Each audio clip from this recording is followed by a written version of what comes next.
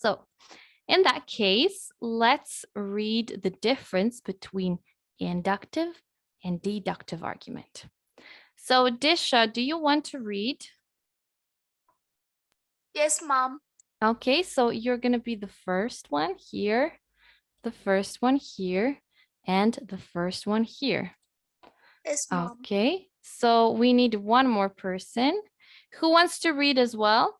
Raise your hand. Okay. Mom, can I read? Yes, so you're going to read the second here, and second here.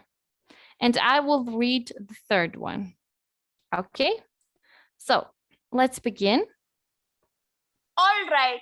You still needed help with our forensic lessons today? What? Don't you understand? Yeah, thank you. I was wondering about that Sherlock stuff. Oh, okay. You mean inductive and deductive reasoning. That's easy. Look around this restaurant. Look here.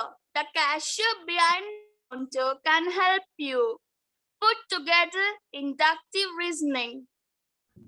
Man, I can't wait to get home and watch my show. Okay, so guys, pay attention.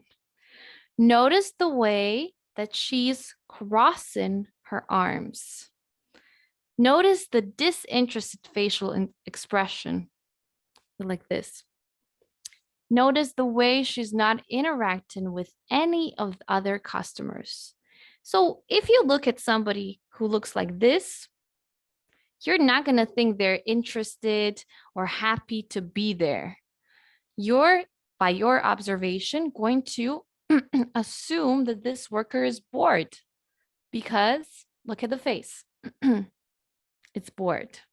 So that is inductive reasoning. That is based on your opinion, your own observation. Okay, let's look at number 2, deductive. Now, look over here. In the corner of the restaurants in the couples only section.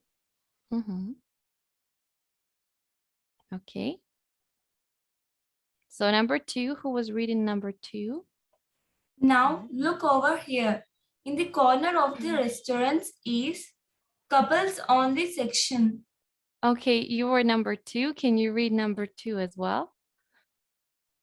Because these two are seated in this area, you can use deductive reasoning to conclude these two are couple. Yes. So here we have in this room, you can only go if you're a couple.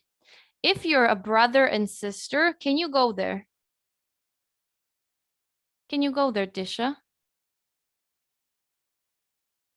Disha, can you hear me? So can you go there if you are a brother and a sister? No, mom. No. So you must be a couple here.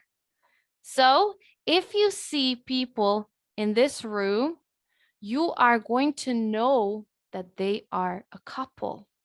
So that is logically true and realistically true, which means you enter the place and everybody is a couple there.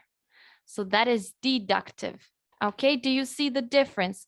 Over here, we formed our own opinion by observing. And here, over here, we knew that this was couples only section. So we know based on the fact that it says couples only, that all of these people are couples. So that is deductive argument. Okay, let's read these two. So Disha, you're the first. Yes, ma'am.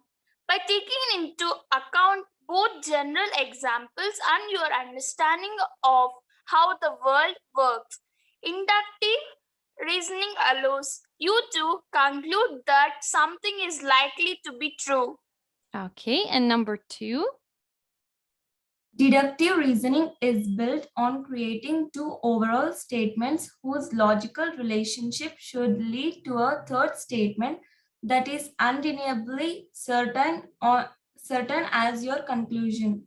Yes, so that is 100% true. It means undeniably certain.